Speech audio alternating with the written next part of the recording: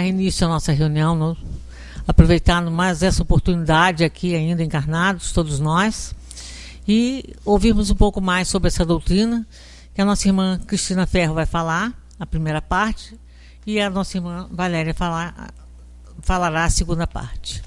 Agradecemos a Deus pela possibilidade de aqui estarmos e continuamos interessados e buscando o conhecimento que essa doutrina nos dá, para que possamos pautar nossas vidas, seguindo os ensinamentos que os Espíritos da Verdade nos passaram, através do nosso irmão Kardec, que é o codificador, que tenhamos todos nós o cuidado de observarmos esses ensinamentos para que eles tenham valor em nossas vidas e que nós possamos praticá-los. Esse é o motivo necessário para que nós possamos conduzir a nossa vida segundo os ensinamentos das leis de Deus.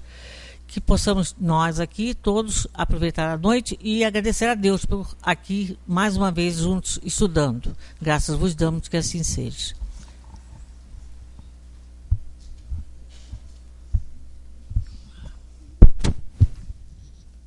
Boa noite. Negócio que não está feito.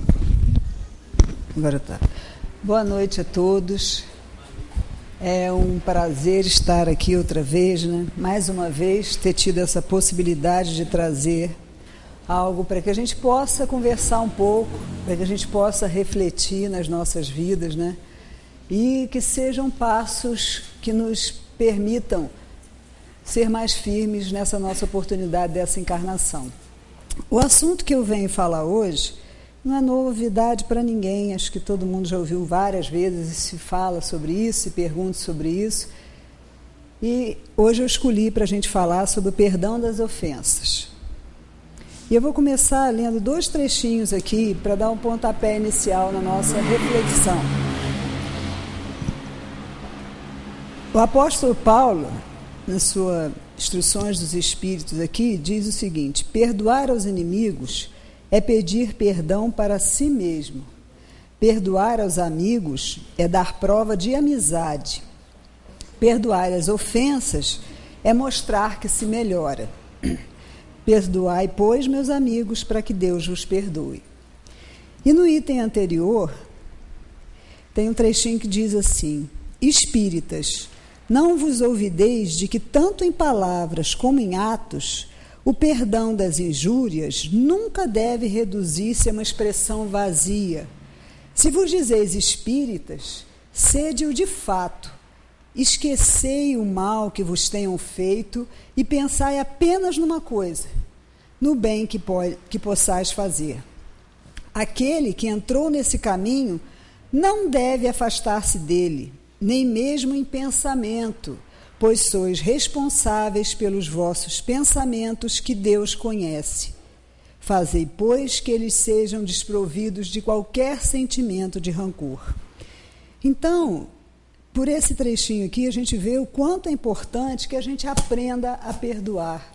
Se a gente é espírita, que a gente seja espírita de verdade, que a gente persiga, né, que a gente queira realmente fazer uma transformação interior, onde a gente possa agir de acordo com os valores humanos, os valores que vão nos auxiliar a chegar mais próximo da perfeição a que a gente está destinado.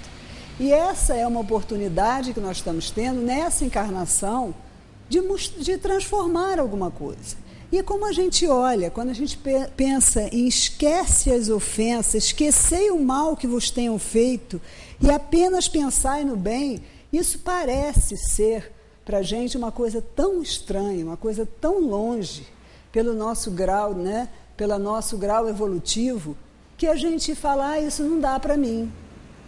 Nesse momento eu não estou podendo. Mas nós, seres humanos, já evoluímos tanto. Quanto a ciência vem evoluindo, a ciência vem mostrar para a gente quantas coisas estão se descobrindo dos universos e estrelas e uma série de descobertas científicas que vêm ratificar o que a doutrina dos espíritos já nos dizia, né, que os ensinamentos dos espíritos nos disseram. E por que a gente não aproveita? Por que não aproveitar também a ciência? Para que também existem estudiosos sérios, cientistas, que também estão voltados para nos ajudar a entender o que se passa dentro da gente. Para que uma das coisas como essa, por exemplo, do perdão, não seja uma coisa que a gente não sabe o que é que vai fazer. A gente quer perdoar, a gente quer limpar o coração, mas a gente não consegue. Mas existem pessoas que se dedicam a estudar como acontecem as coisas dentro da gente. E isso vem ao encontro do que a gente estuda na doutrina e a gente pode aproveitar. Eu trouxe aqui uma imagem que me pareceu, espero que ela abra, né, bastante significativa. Isso. A gente tem de um lado o universo, do outro o cérebro humano, com um neurônio aí nessa fotografia. Não se pode ensinar nada a um homem, apenas ajudá-lo a encontrar as respostas dentro de si mesmo. Galileu Galilei escreveu isso em 1564. Ele viveu, né, em 1564 a 1642. Então, veja a semelhança entre o universo e aquilo que consiste o nosso cérebro. Hoje, a ciência está se dedicando muito a estudar as funções do nosso cérebro, o que a gente pode fazer para otimizar, né, o funcionamento e otimizar o nosso empenho, né, o nosso desempenho a partir do cérebro. E alguns estudiosos, né, hoje a gente tem a neurociência, a gente tem neuroeducação, neuropsicologia, neuropsicopedagogia, então a gente está tentando usar mais as nossas capacidades. A gente nem se conhece, nem fisicamente. A gente não se conhece enquanto ser, né? E o objetivo da nossa encarnação é o autoconhecimento, é a nossa reforma íntima, é a nossa transformação. Então, por que não a gente aproveitar o que os filósofos, o que os estudiosos estão dizendo para facilitar a nossa vida? E hoje eu trouxe aqui uma filósofa, ela diz que o perdão é a chave para a ação e para a liberdade. E existe um estudo de uma pessoa chamada Fred Luskin. Ele fez esse estudo em 1996, quando ele começou. Existe na Universidade de Stanford um estudo e um curso que é só dedicado ao perdão. Ele vem desde essa época estudando e se aprimorando como as pessoas podem fazer para perdoar. Ele queria entender isso a partir de um momento que ele se sentiu magoado, em que ele se sentiu ofendido. Todos nós aqui já nos sentimos magoados e ofendidos alguma vez. No caso dele, ele tinha um grande amigo que era quase um irmão para ele, e esse amigo arrumou uma namorada, e a namorada não queria mais que ele falasse com ele, e ele simplesmente não falou mais. O que aquilo aconteceu e repercutiu dentro dele foi uma tragédia. E ele, a partir da dor que ele sentiu, ele começou a pensar, como é que eu posso fazer, né, para parar de sentir isso? O que eu posso fazer para melhorar? Então, eu estou trazendo aqui algumas coisas que ele disse, né? Ele dá um exemplo do seguinte: imagina uma sala de controle de voo num aeroporto, onde tem vários aviões circulando e não podem pousar. O controlador de voo está ali estressado, nervoso, olhando aquela tela, aqueles aviões rodando, sem poder parar, pousar. E ele fica nervoso, ele fica estressado, fica agitado, tentando arrumar uma solução para aquilo, e quanto mais ele fica nervoso, pior a coisa fica. E as mágoas dentro da gente são assim. São como esses aviõezinhos voando, no radar dentro da nossa mente. E a gente fica estressado, a gente gasta muita energia, a gente gasta muito tempo, a gente vive intensamente isso. E ocupa um lugar muito grande nos nossos pensamentos quando a gente está assim agitado porque a gente está magoado por alguma coisa. Isso pode durar semanas, dias, semanas sem fim, às vezes até uma vida inteira ou várias vidas. Porque quando a gente não consegue superar isso, passar por isso, isso fica dentro da gente. Quando Jesus diz aqui nesse mesmo capítulo, seja misericordioso, né, se reconciliar com seu irmão enquanto você está a caminho.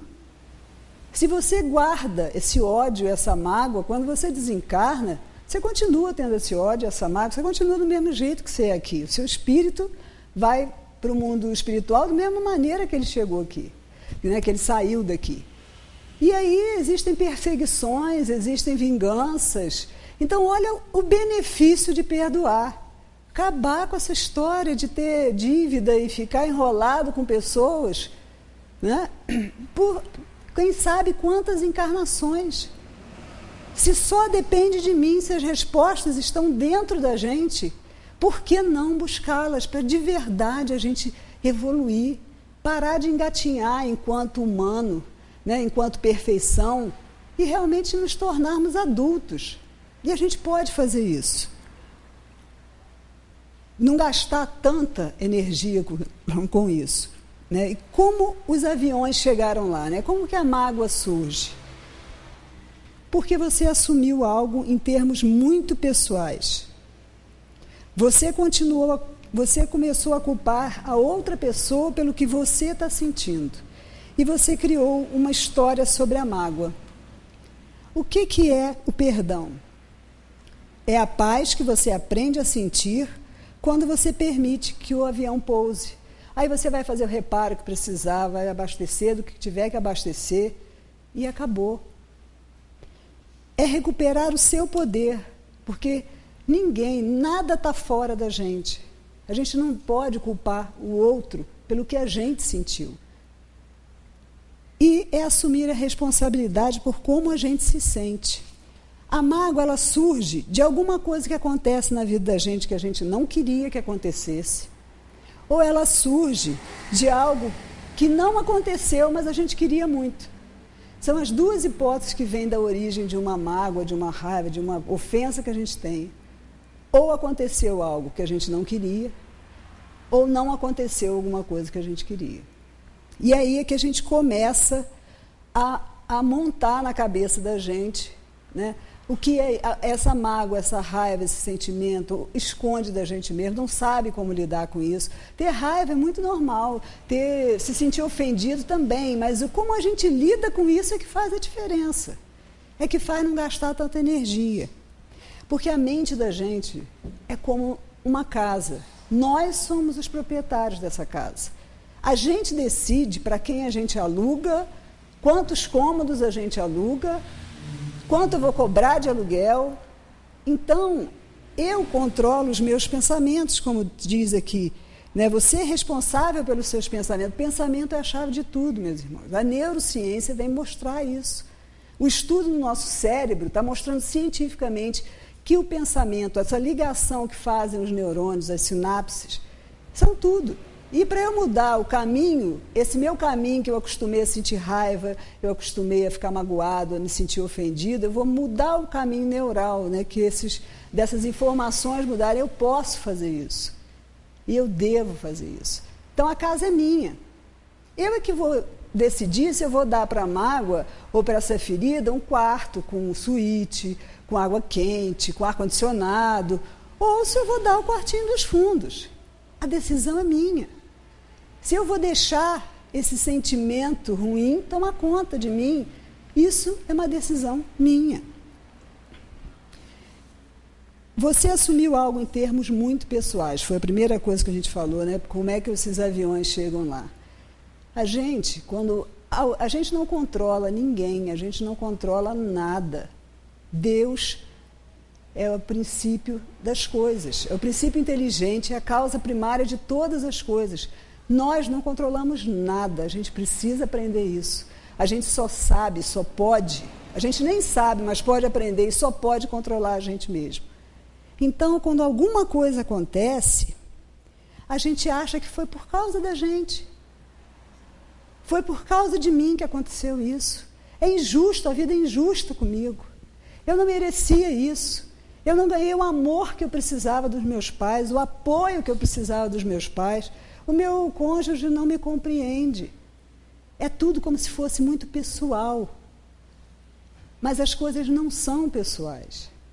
Não são porque as pessoas dão o melhor que elas têm para dar.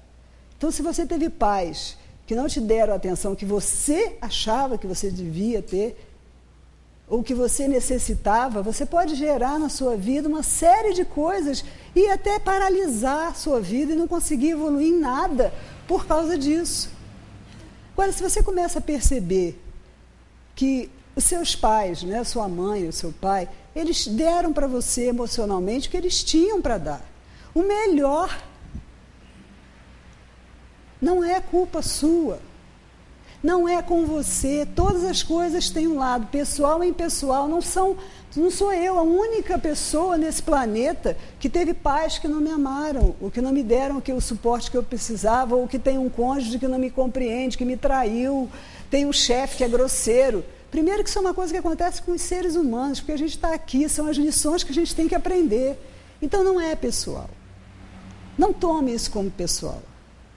Nós temos regras muito rígidas na nossa cabeça de como deve ser o comportamento nosso e dos outros. Só que eu não posso controlar o outro. Eu não posso fazer com que o outro faça o que eu quero que ele faça, o que eu desejo. Eu tenho que aceitar que as coisas, os fatos da vida são fatos da vida. Né? Se a Valéria falou comigo de um jeito que eu não gostei, as coisas do coração não são 1 mais 1 igual a 2. Pode ser inúmeras coisas que levaram ela a falar desse jeito comigo. Podia ser ela estar num dia ruim, ela pode sentir alguma coisa, sei lá, não sei nem, são N hipóteses. Por que eu vou escolher achar que a Valéria não gosta de mim? A Valéria está me perseguindo. Sou eu que escolho pensar assim. Ou eu posso escolher pensar assim, bom, o jeito que a Valéria falou comigo não foi bom, não foi legal. E pronto, acabou, sem adjetivo. Qual foi o fato? A Valéria falou de uma forma grosseira. Acabou. Agora, ficar botando na cabeça, imaginando tudo que pode ter acontecido para esse fato, já é imaginário, já é ilusão. A gente se ilude muito nesse sentido, porque a gente monta as coisas na cabeça da gente de acordo com o que a gente acha que deve ser e sai do real. E fica ruminando aquilo, né? Quando a gente está magoado, a gente não fica ruminando, alguém pode te ofender, mas você não precisa levar essa pessoa para todos os lugares onde você vai, porque é isso que a gente faz. Quando a gente se magoa, a gente pensa naquilo o dia inteiro. Você ocupa um espaço da sua mente muito maior do que a coisa. E você está no trabalho, está pensando nisso, está não sei aonde, está pensando nisso, né? E você encontra alguém, você conta, aí você encontra o outro, você conta. E existem pessoas que passam a vida fazendo isso. Ah, eu não sou feliz porque minha mãe fez isso para mim. Ah, eu não consigo um trabalho bom porque me disseram que eu não era capaz. Ah, eu não fiz isso por causa daquilo. E aí vem culpar o outro pelo como você se sente. O outro pode dizer para você que você não é capaz. Mas se você aprender a gostar de você mesmo, se você aprender a se conhecer, tá bem. O outro acha isso de mim, mas eu não acho. E vai seguir em frente. Outro aspecto de botar a culpa no outro é que a gente bota a solução também fora de nós, né? E a gente fica querendo que o outro faça alguma coisa para a gente se sentir bem. Primeiro a gente tem que entender, isso é verdadeiro, que como eu me sinto, a responsabilidade é apenas minha. Nós precisamos exercitar o controle das nossas emoções. Nós somos espíritos criados simples e ignorantes e tínhamos o instinto, né? Éramos guiados pelo instinto. Depois a gente passou a ser guiado por nossas paixões, emoções. Emoção é aquela coisa tumultuada que vem e que a gente sente. A gente sente muitas coisas num dia só. Só que a gente está ligado para fora da gente, prestando atenção no outro, prestando atenção nas coisas que estão acontecendo fora. A gente não presta atenção no que acontece dentro. E aí a gente não sabe nem como a gente se sente. Quando alguma coisa magoa a gente, você sente aquela dor por dentro, mas você às vezes não sabe definir o que é. É tristeza, é mágoa, é raiva, é impotência. Eu me senti fraco. Como eu me senti? Aprendendo a ver como a gente se sente diante de uma situação. Por que eu me senti tão assim nesse momento? Já aconteceram tantas vezes que meu chefe foi grosseiro comigo, mas hoje me deu vontade de chorar quando ele fez isso. Por que hoje me deu vontade de chorar? O que ele disse para mim que fez com que eu ficasse tão abalada? É voltar para dentro, é olhar para dentro, saber como a gente se sentiu, por que a gente se sentiu. Porque a solução não está no outro. O outro pode vir me pedir desculpa, mas se eu não souber por que eu estou me sentindo daquele jeito e não mudar, né, não mudar a minha perspectiva de pensamento, ele pode pedir desculpa, pode se arrastar, pode ajoelhar, e nada vai mudar dentro de mim. Porque quando a gente se ofende, tudo que acontece na gente, né, nossa mente tem que guardar num arquivo qualquer, numa caixa, como num armário, né, a gente está sempre arrumando as coisas. Então, quando eu me sinto muito triste, ou eu me sinto assim, abandonado, me sinto, sei lá, rejeitado, eu abro uma caixa lá, rejeição, abandono. Quando alguém faz alguma coisa, ou fala comigo de um jeito, que me lembra aquilo volta para hoje. E eu vou sentir a dor que eu senti lá. Mas se eu não entender isso, isso é uma coisa... a gente tem nosso sistema nervoso simpático, é a parte primitiva do nosso cérebro, é aquela que luta ou foge. Está ligada ao nosso passado primitivo, onde a gente tinha que ou encarar ou fugir. Então, ele é disparado nesse momento, que essa lembrança vem, ele é disparado. E a gente tem uma relação orgânica, que causa estresse, altera o metabolismo do nosso corpo, turva o nosso pensamento. Por quê?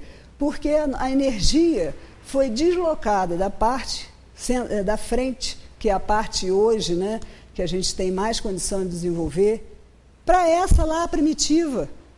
E a gente reage, ela é impulsiva. Aí a gente se sente daquele jeito e não sabe como. Só que esse sistema nosso primitivo, ele não sabe dizer se aquela dor que eu senti foi há 20 anos, se foi há 40 anos. Se eu pensei naquilo uma vez, se eu pensei naquilo milhões de vezes. Eu simplesmente me sinto assim. Então, nesse dia que eu resolvi chorar, porque meu chefe foi grosso comigo, o que ele disse? O que disparou em mim? Disparou. E se eu puder parar e respirar e pensar, eu vou ver, disparou em mim aquela dor que eu tinha, aquilo que aconteceu comigo, né? Aquele abandono que eu senti quando meu pai falou alguma coisa comigo. Tá, mas isso foi há 30 anos atrás. Mas hoje eu posso pensar e ver que meu pai falou aquilo por N motivos. Eu não posso mudar o passado, mas eu posso mudar o presente. O hoje eu posso mudar. E aí eu posso chegar e falar, não, isso foi lá atrás. Eu vou deixar isso ir. Isso não importa mais para mim. E aí eu não vou ficar tão magoado com o que aconteceu hoje. E já vou achar que o chefe é a pior pessoa do mundo. Aí já passa para o que é meu, né? Já passa, é como eu me sinto, não é o que ele fez. Ele só falou alguma coisa. O que disparou em mim é que importa. Então, esses aprendizados, eu acho que esses mecanismos, entender essas coisas dentro da gente hoje, ter essa consciência, é muito importante para a gente poder fazer isso, perdoar. Não é uma coisa tão distante. Deus está nos dando as ferramentas para a gente fazer isso. Para a gente limpar esses arquivos que foram úteis e serviram lá atrás. Lá eu não sabia agir, mas hoje, com 40 anos, eu sei. Eu vou reagir dessa forma. A mente da gente é como um canal de TV, que você aciona por controle remoto. Se eu vejo sempre os mesmos canais, eu vou me habituar a isso. E aí eu vou ficar fraco, vulnerável, me sentir infeliz, incapaz. Muda o canal, muda o pensamento. Não, isso não é verdade. Pensa outra coisa, porque também a nossa mente só tem foco numa coisa. Se eu começo a me sentir tão fragilizado por aquela mágoa que eu estou cultivando, né? Lambendo ferida e cultivando para ela ficar bem grande, porque eu quero ser um sofredor, muda o canal, pensa outra coisa. Olha para a natureza, vê televisão, sei lá, pensa em outra coisa, que aí 500 vezes aquele pensamento veio, depois ele vai vir em 495 e 300, e depois ele não vai existir. E eu vou me sentir livre. Olha que coisa maravilhosa, se sentir livre. Livre para ser como eu quiser ser. Eu tenho livre-arbítrio, meus irmãos. Quando a gente culpa o outro, está naquela passagem, né? Quem não tiver pecado, que atire a primeira pedra. Por que eu vou culpar o outro? Estamos todos aqui lutando. E acredito que honestamente, e fazendo de coração, querendo ser melhores. Às vezes a gente não sabe como, mas a gente pode ser melhor. Então, mudar esse canal faz com que a gente consiga. Por exemplo, e o último desses 3 itens, né, que você assumiu algo em termos muito pessoais, você está culpando outra pessoa pelo que você está sentindo, e você criou uma história sobre mágoa. História. Não existe uma história verdadeira. Quando a gente vai selecionar os dados para contar uma história, aquilo está embasado nos valores que a gente tem, nas crenças, nessas regras rígidas de que a gente acha que a humanidade toda tinha que agir para ser tudo bom. Mas isso é o que eu acho. Aí você seleciona os itens e monta uma história. Aquela história, não importa que você não conte para ninguém, mesmo que você não falasse para ninguém essa história, você fala para você. Aí você vai reforçando e acreditando cada vez mais naquilo. E aí você fala com um, aí você fala com o outro, aí você fala com o outro. E você vai concretizando, cimentando aquela história com a forma que você viu aquelas coisas. Só que existem muitos pontos de vista diferentes. E aí você criou uma mágoa. A princípio, as pessoas vão até te apoiar, te achar um pobre coitado e ser a vítima como você está se colocando. Só que depois, as pessoas vão se afastando. Porque a gente assume um papel de vítima. Porque um agressor e uma vítima, ao contar uma história, tem versões completamente diferentes. São pontos de vista diferentes. Quem está mentindo? Quem está falando a verdade? Cada um está contando sobre a sua maneira, com a lente que tem para ver. E se a gente não muda, né, não muda para os fatos mais realísticos, sem as nossas ilusões, se a gente não dissipa essa história, se a gente fica alimentando essa história, isso afeta dramaticamente a nossa vida. Porque a gente passa a acreditar nisso, a gente passa a viver em função disso. E aí você pode encontrar uma pessoa de 50 anos casada que guardou isso. Toda vez que ela encontra alguém, que ela conhece alguém, ela conta a história de quando ela era criança, a mãe não deu atenção e ela não pôde. Aí o relacionamento dela não deu certo por causa disso, ela não conseguiu não sei o que por causa disso, porque eu não me dou bem né, com fulano por causa disso. Ela acredita nisso. Aí ela tinha marido, vamos botar mais gente nessa história, ela tinha marido e tinha filho.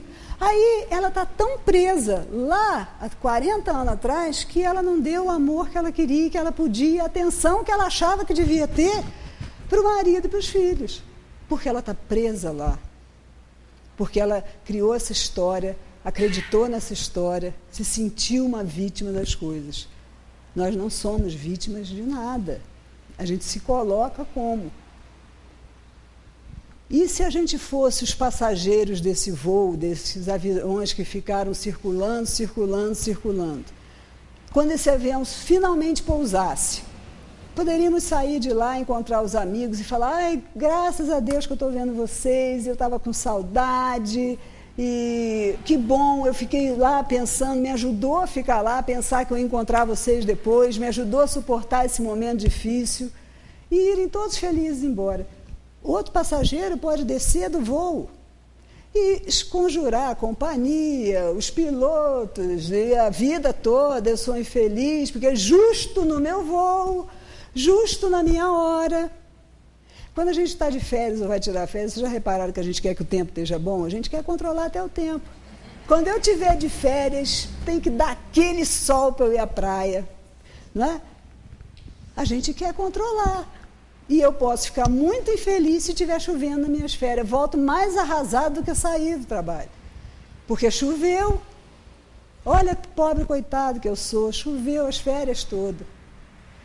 Ou eu posso voltar feliz da vida. E eu fiz outras coisas. Eu iria me cansar até mais. Né? Porque eu ia passear, eu ia sair, ia acontecer. Estava chovendo, fiquei em casa, assisti um filme, né?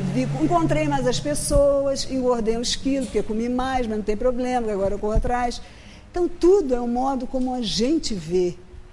Tudo é a maneira como a gente se coloca. Olha o poder, a gente resgata o nosso poder de volta. O poder não está nos outros. O poder está em nós. Deus comanda todo o universo. E nós recebemos ajuda fluidos, sinais o tempo todo. Mas se eu quero ficar onde eu estou, muito pobre coitado, muito imperfeito, muito incapaz para fazer qualquer coisa, eu abro um baita guarda-chuva, não recebo nada. Agora, se eu quero vida, se eu quero viver plenamente essa oportunidade dessa encarnação, eu não sei quando eu vou ter outra oportunidade de encarnar e quando é que eu vou desencarnar. Posso desencarnar daqui a meio minuto. Eu quero ter a felicidade de saber que pelo menos eu fiz tudo que eu sabia. Instruí-vos, meus irmãos. Vamos estudar, sabe? Estudar. Não para ser maior ou maior que os outros, ou de se dizer de sabe, porque quanto mais você estuda, mais você vê que você não sabe nada. Mas para a gente pegar essas ferramentas.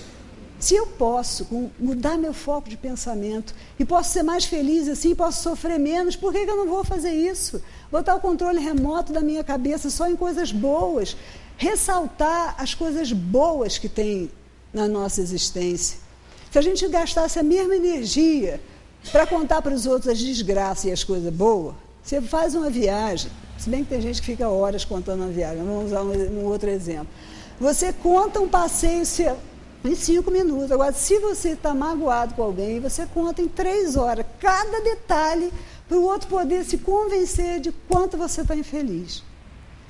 Então, é para mudar o foco para as coisas boas, para as maravilhas que a gente tem, para a gente poder estar presente com as pessoas que a gente ama, para que essas pessoas depois não falem que nós não demos a ela aquilo que elas necessitavam e a gente estava cheio de amor para dar. A gente estava cheio de compreensão, de companheirismo, de ser parceiro. Eu queria tanto isso na minha encarnação, mas eu fiquei preocupada com outras coisas. E eu não dei para os meus amores aquilo que eu poderia dar. A gente tem que se centrar no que realmente importa. E perdoar é fundamental. É se perdoar, né? No início a gente falou aqui, é perdoar a si mesmo. É deixar ir. Eu não quero me sentir assim. Se a outra pessoa fez, foi o que ela podia fazer. Quem vai sofrer as consequências do ódio dela é ela. Eu estou fora. Porque o rancor é um veneno que a gente toma esperando que o outro morra envenenado. Somos nós que ficamos envenenados. O outro foi viver a vida dele, não está nem aí para você. Não tem nem aí para o seu sofrimento. Está lá com o povo dele, está lá na festa dele, está lá na viagem dele, não está nem aí. Você está ali ruminando aquilo, correndo atrás, né? De ser infeliz. Se a gente perguntava aqui para cada um, vocês querem ser infelizes? Não, tenho certeza que todo mundo vai responder não. Então por que fazer coisas que nos tornam infelizes? A escolha é sempre nossa. E eu trouxe um texto que ele, a princípio, não se aplicaria, né? Mas eu fiquei pensando que ele até se aplica até a várias encarnações. Ele se aplica para a gente. E eu vou finalizar falando esse texto para vocês, né? No final eu falo o título, porque se falar o título... Bom, enfim.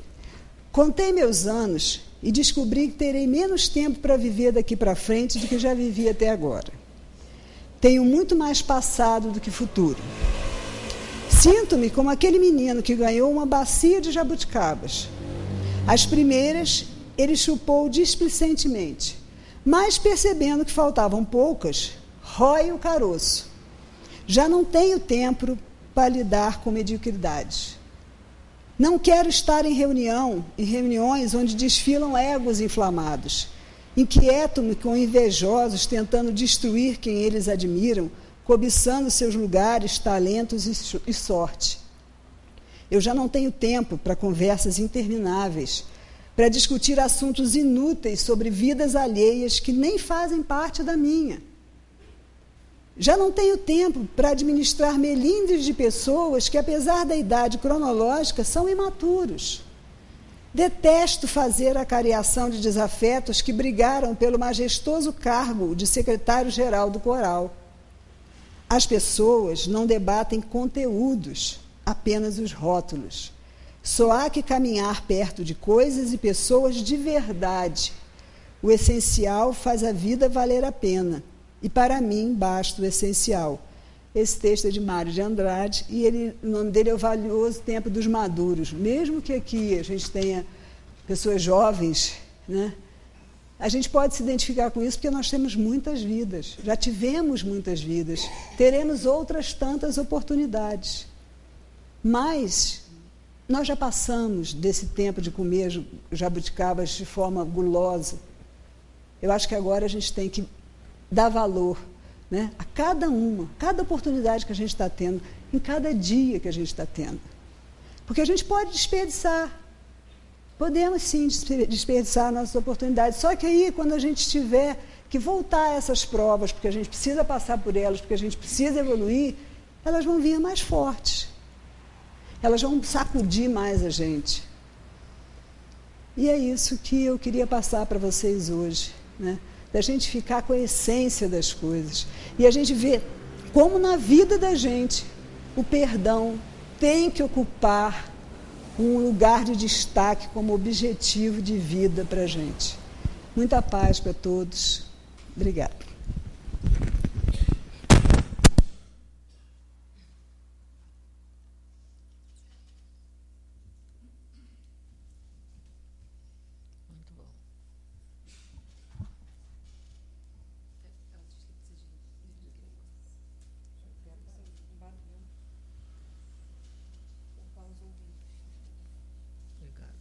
Boa noite a todos.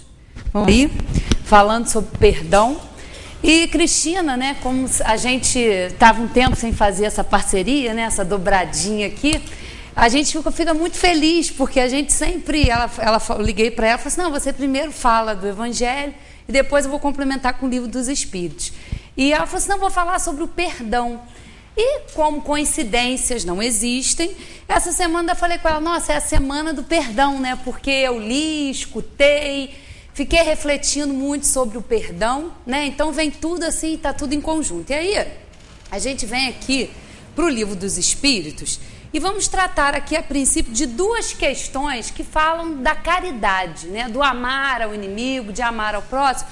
E vamos ver como a gente pode aplicar isso na gente, né? Como a gente pode aplicar isso no nosso autoconhecimento, porque como a Cristina disse, esse é o nosso papel aqui na Terra. Nós somos aprendizes, né? Estamos aqui todos numa escola, né? E o que a gente faz na escola? A gente aprende. Se a gente não aprende uma determinada matéria, a gente repete de ano, né? Então a gente vai nesse labor, nesse trabalho espiritual. E aí a gente vem aqui, ó, para a questão 886 do Livro dos Espíritos, onde Kardec pergunta o seguinte: qual é o verdadeiro sentido da palavra caridade como a entendia Jesus?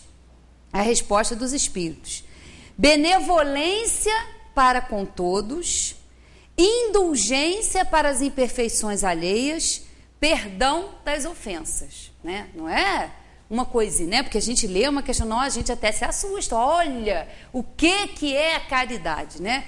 E a gente, a princípio, né, acha que caridade é dar esmola, caridade é um material. E não, a caridade realmente, como Jesus a entendia, como os Espíritos vieram reafirmar, é essa aqui, ó, benevolência para com todos, indulgência para as imperfeições alheias e perdão das ofensas. O amor e a caridade, aí já é um complemento de Kardec. O amor e a caridade são um complemento da lei de justiça, porque amar ao próximo é fazer-lhe todo o bem possível que desejaríamos que nos fosse feito.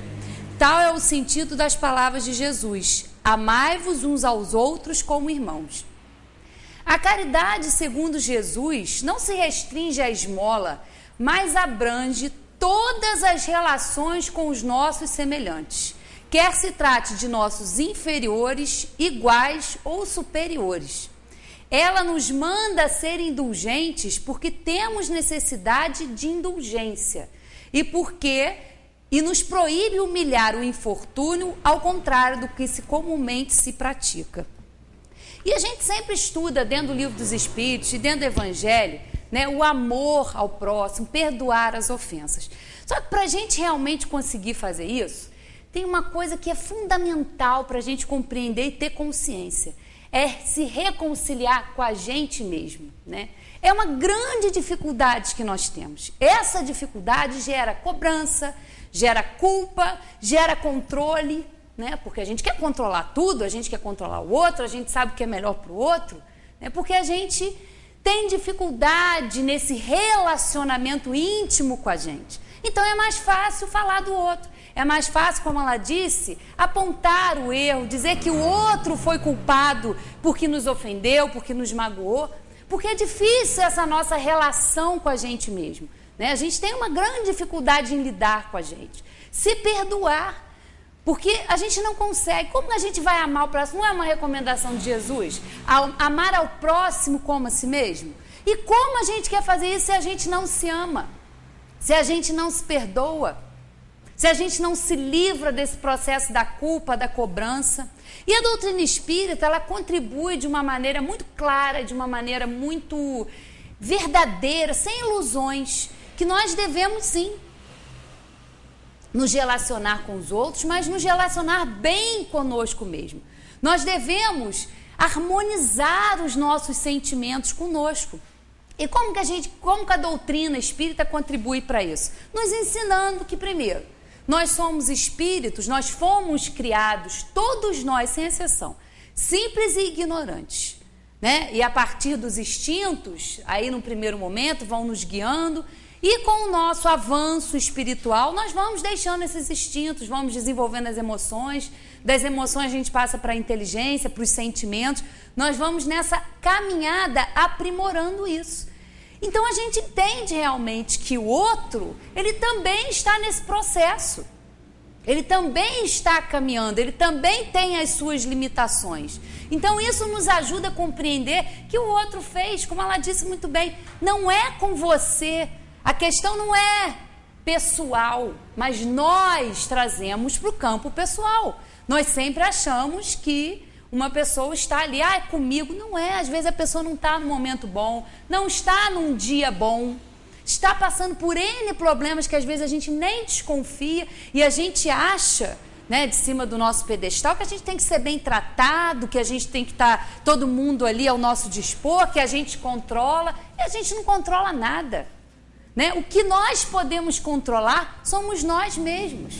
E esse entendimento de que somos espíritos inferiores, que nós precisamos de indulgência, fica mais fácil a gente olhar o outro como nosso semelhante, sendo indulgente, perdoando, vendo que o outro tem limites.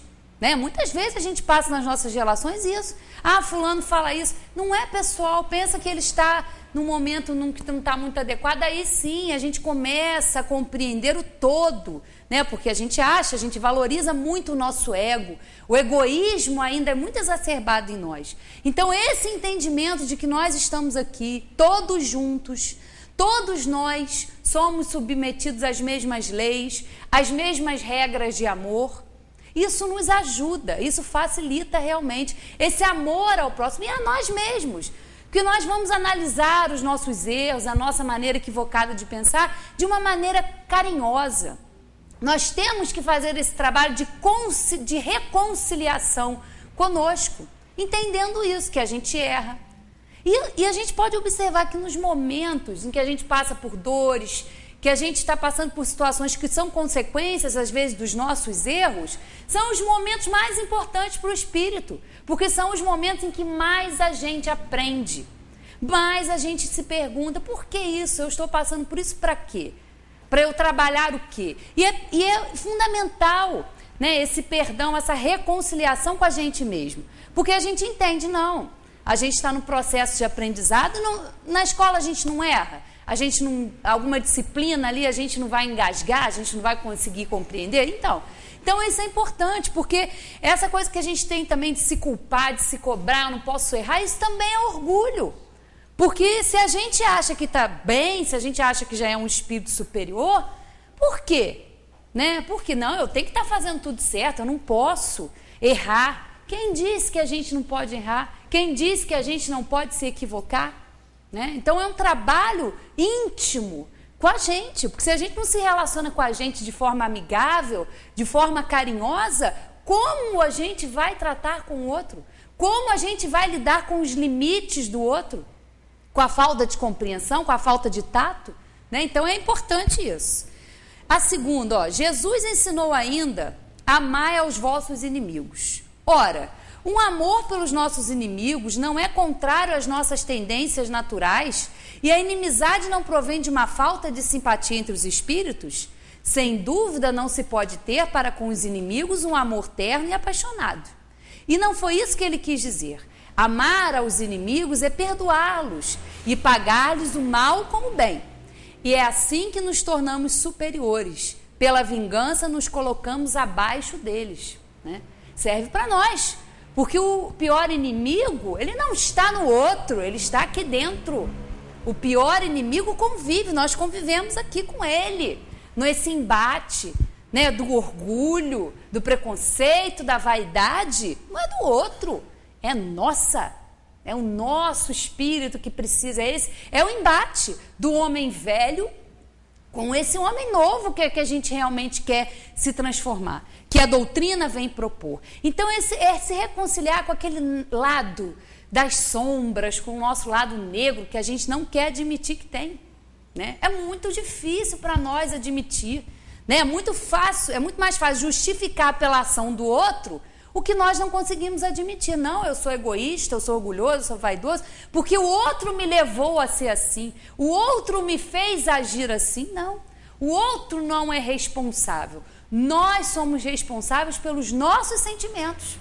Então nós temos que amar esse lado nosso, que a gente não gosta, né? Cristina, aquela palestra que você fez, aquele lado oculto que a gente não quer, a gente tem que tirar a sujeira debaixo do tapete. Aquelas justificativas que a gente tem pelo nosso amor próprio, né? A gente vai botando lá no cantinho, vai botando num arquivo, deixa isso para lá, não quero saber. Mas um dia o tapete vai ficar da nossa altura e as gavetas vão estar ali transbordando de papel. Então a gente tem que fazer esse trabalho de higienização mental com as nossas atitudes, os nossos pensamentos, né?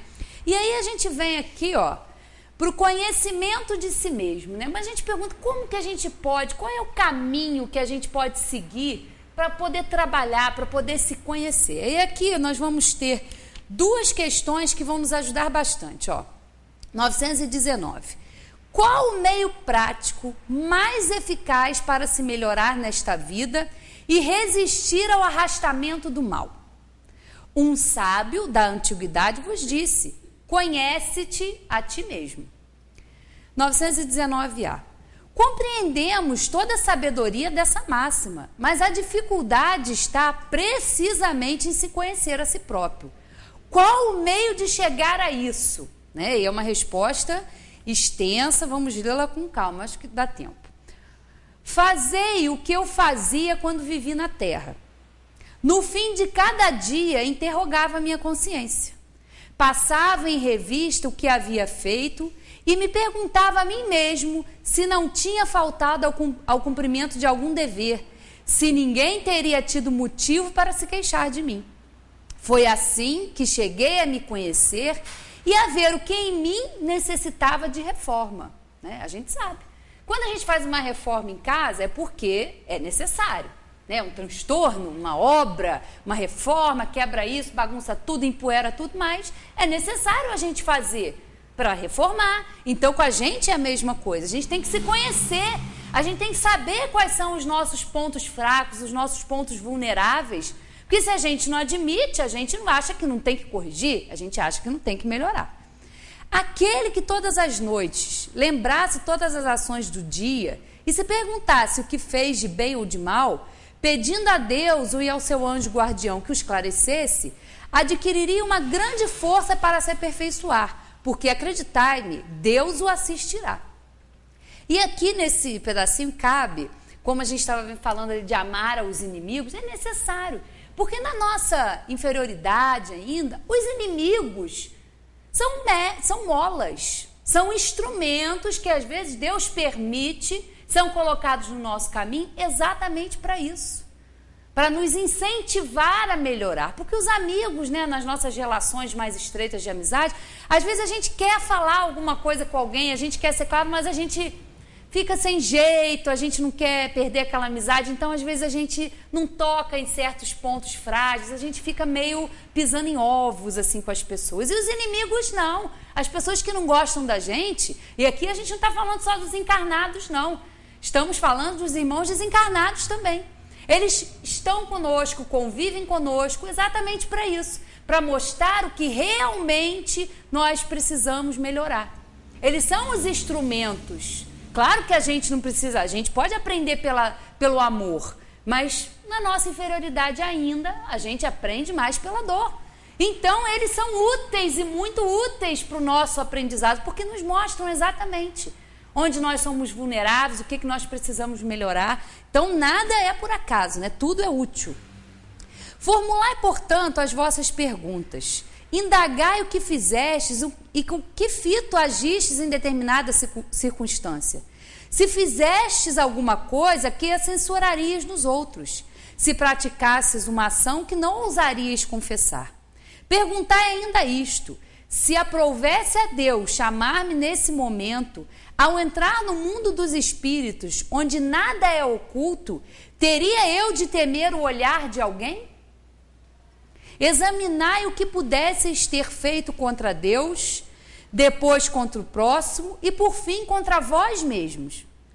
As respostas serão motivo de repouso para a vossa consciência ou indicarão um mal que deve ser curado. O conhecimento de si mesmo é, portanto, a chave do melhoramento individual. Mas direis, como julgar a si mesmo? Não se terá a ilusão do amor próprio que atenua as faltas e as torna desculpáveis? O avaro se julga simplesmente econômico e previdente. O orgulhoso se considera tão somente cheio de dignidade. Tudo isso é muito certo, mas tendes um meio de controle que não vos pode enganar. Quando estáis indecisos quanto ao valor de uma de vossas ações, perguntai como a qualificarias se tivesse sido praticada por outra pessoa. Se a censurardes em outro, ela não poderia ser mais legítima para vós, porque Deus não usa de duas medidas para a justiça. Então, o que é certo, o que é errado. Não é porque a gente pratica é certo e o outro está praticando a mesma coisa é errado. O nosso julgamento ele é muito limitado. Aliás, a gente não devia nem julgar, né? A gente devia realmente cortar esse péssimo hábito que a gente tem de julgar as pessoas, julgar as circunstâncias, porque cada um tem um contexto, cada um sabe ali aquela dor que traz no coração, cada um sabe. Então nós não temos ainda elementos para julgar, para falar da outra pessoa. Mas o que é certo em qualquer época, em qualquer hora, quem quer que seja. Não é só porque a gente está fazendo, a gente tem que, não, eu fiz isso. Não, você agiu errado, né? E é um processo difícil ainda da gente admitir. Procurai também saber o que pensam os outros e não negligencieis a opinião dos vossos inimigos, porque eles não têm nenhum interesse em disfarçar a verdade e realmente Deus os colocou ao vosso lado como um espelho, para vos advertirem com mais franqueza do que faria um amigo. Que aquele que tem a verdadeira vontade de se melhorar, explore, portanto, a sua consciência, a fim de arrancar dali as más tendências, como arranca as ervas daninhas do seu jardim. Que faça o balanço da sua jornada moral como o negociante o faz dos seus lucros e perdas. E eu vos asseguro que o primeiro será mais proveitoso que o outro. Se ele puder dizer que a sua jornada foi boa, pode dormir em paz e esperar sem temor o despertar na outra vida, né? E a morte, na verdade, nós já fomos e voltamos várias vezes. O que causa realmente medo na morte, que a morte nada mais é do que a destruição do nosso envoltório mais grosseiro, do nosso envoltório físico. Mas o que nós tememos é exatamente isso aqui. Porque quando a gente morre, não vai ter um tribunal onde Deus vai estar lá sentado, vai ter promotor de um lado, defensor, isso não existe. Isso são ideias humanas que foram aplicadas a Deus. A justiça divina é diferente. Cada um de nós Somos nós que, ao desencarnar, vamos ter que prestar contas, não para ninguém, mas vamos ter que prestar contas para nós mesmos. O que foi que nós fizemos com a existência que a gente acabou de deixar? A gente fez todo o bem que a gente podia? A gente fez todo o esforço necessário para vencer as más tendências? Ou a gente se acomodou, a gente, né, deixou para a próxima? É esse encontro com a nossa consciência, mas de uma maneira, né, sem a matéria, porque nós aqui estamos. A gente sabe que para o espírito ainda é muito difícil. Nós estamos na matéria. Nós sofremos muita influência da matéria, mas quando a gente retorna, quando a gente está desprovido dessa matéria, quando a gente está realmente com a gente mesmo, com a nossa essência, porque essa nunca é destruída, aí sim vem o temor, porque a gente pode se deparar realmente com coisas que a gente não vai gostar, que a gente fez. Então esse é o medo que a gente tem da morte, não é o processo físico, é o processo da consciência que vai permanecer, e nem sempre a gente tem coisas para se orgulhar, né? Isso. Formulai, portanto, perguntas claras e precisas e não temais multiplicá-las. Pode-se muito bem consagrar alguns minutos à conquista da felicidade eterna. Não trabalhais todos os dias para ajuntar o que vos dê repouso na velhice? Esse repouso não é o objeto de todos os vossos desejos, o alvo que vos permite sofrer as fadigas e as privações passageiras? Pois bem, o que é esse repouso de alguns dias, perturbado pelas enfermidades do corpo, ao lado daquilo que aguarda um homem de bem? Isso não vale a pena de alguns esforços? Sei que muitos dizem que o presente é positivo e o futuro incerto. Ora, aí está precisamente o pensamento que fomos encarregados de destruir em vossas mentes, pois desejamos fazer-vos compreender esse futuro de maneira a qual nenhuma dúvida possa restar em vossa alma. Foi por isso que chamamos primeiro a vossa atenção para os fenômenos da natureza que vos tocam os sentidos, e depois vos demos instruções que cada um de nós tem o dever de difundir. Foi com esse propósito que ditamos o Livro dos Espíritos, que assinou Santo Agostinho, né? Ele entendia do riscado. Então, quando a gente vê aqui, né, que ele falava isso aqui, fazer como eu fazia, era ele que estava falando isso. É um conselho muito sábio, né? Aí vem aqui um trechinho de Kardec, para a gente terminar. Muitas faltas que cometemos nos passam despercebidas. Se com efeito, seguindo o conselho de Santo Agostinho, interrogássemos mais frequentemente a nossa consciência, veríamos quantas vezes falimos sem disso nos apercebermos, por não perscrutarmos a natureza e o móvel dos nossos atos. A forma interrogativa tem alguma coisa de mais precisa do que uma máxima que, em geral, não aplicamos a nós mesmos. Ela exige respostas categóricas por um sim ou por um não, que não deixam lugar a alternativas. Respostas que são outros tantos argumentos pessoais, pela soma dos quais podemos computar a soma do bem e do mal que existe em nós. Então é uma forma muito clara, né? E nós não vamos estar enganando ninguém. Se nós não compreendermos isso, nós não vamos ser condenados por isso, não. Mas nós já podemos e nós temos ao nosso alcance instrumentos, recursos para modificar a nossa conduta num planeta como esse. Sem querer controlar, porque a única coisa que a gente realmente pode controlar, a única coisa que realmente a gente pode se dedicar é ao nosso conhecimento, é ao nosso melhoramento. A gente não vai evoluir pelo outro. É claro que a gente pode, na nossa convivência, nos nossos relacionamentos, nos tornarmos instrumentos para o outro. Na semana passada, Sueli fez uma palestra aqui brilhante sobre os relacionamentos, né? E a gente precisa entender isso, nos relacionamentos, não só homem e mulher, mas nos relacionamentos familiares, nos relacionamentos de trabalho, né? E como ela disse muito bem, se nós não entendermos que fora da caridade não há salvação, se nós, com perdão, com indulgência, começando por nós, a gente vai ficar aí, né, dando soco em ponta de faca, vai continuar na mesma e vamos perder essas grandes oportunidades que a gente tem ao nosso redor de evoluir, de ser melhor, né? Então vamos realmente trabalhar esse amor, essa indulgência com a gente, né, se reconciliando com esse lado que a gente não gosta muito, não gosta de admitir que tem, mas a gente tem. E esse é o primeiro passo para a gente realmente viver feliz dentro do que a gente pode aprender num planeta escola como é o planeta Terra, né? Boa noite a todos e obrigada.